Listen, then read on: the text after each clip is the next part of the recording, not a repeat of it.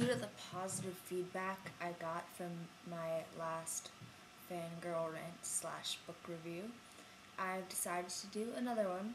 Yep, gracing YouTube with the presence of my obsession with books. It's a good thing for me. So today I'm going to be talking about a few books. I will start with It's Kind of a Funny Story by Ned Vizzini, I think. So, It's Kind of a Funny Story is about this guy named Craig. Is the cover? Yes, Craig, who through the beginning he has depression, and so it's not a heavy book though. Before I say anything else, it's really funny and sweet. But yeah, so he has depression, and he decides that he's gonna kill himself. He lives in New York and he decides to throw himself off the Brooklyn Bridge. Before he does, he calls a suicide hotline, and they direct him to go to the hospital, wherein he says that he had suicidal intent, and they check him into their psych ward as a overnight patient. And through circumstances that would probably never ever happen in real life, the teen ward is closed due to construction, so they merge the teen and adult ward together. That would never happen in real life. There would be so many protocols against that in doubt. So yeah, Craig, in this book, he meets this girl, Noelle, who's in there. She was sexually abused, and she spent her whole life like being told how pretty she was. So she made these cuts on her face. It's really sad. But so Craig meets all these different people in the psych ward. Some of them are adults, some are his own age, and I guess there's a bit of a message, right? He realizes that he has a lot to live for, and he falls in love with Noelle. Bit of a given, but yeah. I found this book awesome. It's sweet, it's funny, it's a bit sad here and there, but it's really good. And there's a movie that came out last year, maybe, which is awesome. And the guy who plays Craig is very attractive. So I actually saw the movie before I read the book. I rented the movie, and I was, wow, that's an awesome movie, even though the reviews are really bad. I don't know why. But the movie is awesome. And so I watched it, and I thought, oh, I should pick up that book. Because I've heard of the book before, and I picked it up, and I read it in a day. It's so good. It's awesome. I think it's a really human approach to mental illness. And Ned Vizzini, he wrote this after he's pretty young. He wrote his first book in 19. I think he's in his 20s or something now. But he wrote this a few years ago, just in, I think, a few weeks. Actually, it says in the book somewhere. Yes. So he spent 5 days in an adult psych ward in Brooklyn, and he started writing this book a few days after he got out and finished it a few months later. So I guess it has a pretty good look at what it's like in a mental ward, but with a mixture of circumstances that wouldn't happen.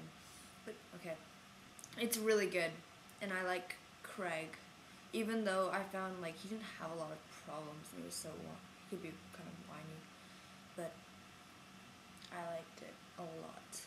And in the movie, Emma Roberts, she was awesome. She played Noelle, and she was fantastic. So I got a new respect for Emma Roberts. I've only ever seen her in little kids movies.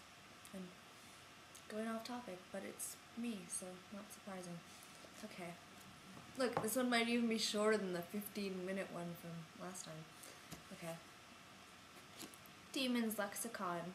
Yeah, it's a series. Unlike It's Kind of a Funny Story, I should mention, it's not. It's a standalone. But this is a series. I think it's going to be a trilogy. There's 2 books out right now. The second one is called The Demon's Covenant, which I have not read, but I've read The Demon's Lexicon. Oh my god. I have actually had this book for a long time, like maybe even a year. And I don't know why, but I've never gotten past a few chapters until last weekend when I read it all in 3 days. Oh my god. So it takes place in across England. Starts out in this little town, and there are these two brothers, Nick and Alan, his older brother. So Nick's the main character, and he's kind of a badass. So if you like them tall, dark, and angsty, which I do, then you'll like this. But it turns out that Nick and Alan are kind of demon fighters, magician hunters, but mostly because their mother has a charm with this bad guy. I don't know why I did that, but she ran off with the charm of the bad guy, and if she takes it off, she'll die. So there's magicians and their demons chasing after them, and their dad died when they were kids. So it's their mom is like crazy. So it's just kind of Alan is a few years older, kind of took care of Nick their whole life. And then these brother and sister show up, May and Jamie, and Jamie has a demon's mark on his leg, which means that he could die, or a magician has to die, and he puts the blood. And then throughout that, Alan, Nick's older brother, gets marked by a demon. So the rest of the book is basically Nick, Alan, May, and Jamie trying to find a magician to kill to get the marks off of Alan and Jamie. And on the back of the book, and then when I read reviews on the chapters website and on Amazon, because I do that before I read a book or before I buy it to make sure other people like it. Of course, sometimes they're wrong, but whatever. All the reviews would talk about, oh my god, what a twist ending, it's crazy. And it's true. I love twist endings, and not really a twist ending, but it was more like, whoa, if you hear that, the train is going by, it's loud. Yes, twist ending. Wow, it was totally worth reading. Not just for the ending, but the ending was, who are you? Sarah Reese Brennan, one smart lady who wrote this book. Now for the third and final, Wither by Lauren DiStefano. I should really look at the author's names before I start these reviews, because it seems like I don't know them, which is true. And it takes place in pretty near future, in the US, and it's about a girl, Wherein, I think is how to pronounce her name, and in the future there's some disease and they're not sure why, but whatever it is causes women at the age of 20 to die, and men at the age of 25 to die. Sorry. For some reason they just start kind of almost flu-like symptoms, but it kills them soon after their 20th for women, 25th for men birthday. But there's the original generation, some of which are still alive and in their 70s. So, but for some reason it's only the generations born after a certain time. So what happens is that girls get kidnapped to become the polygamist wives for rich, young, sometimes old men. So sometimes men in their 70s, sometimes men in their teens or 20s, and become their wives.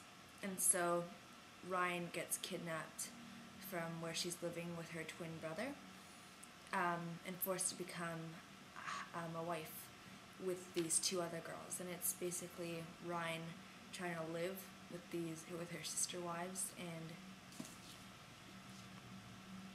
Lyndon. All these futuristic books, like the Hunger Games, right? Like Katniss names. Those are good names. It's really beautiful. I think this Wither was exactly what I was looking for in a book. It was lovely. The writing was gorgeous, and the story was really dark and compelling. I read it rather quickly, which isn't anything new, but still. Okay, that's it. I don't think it was nearly as exciting as the first one, so let me know if I should still keep doing these or stop. Maybe it peaked with the first one and now it's woo. let me know.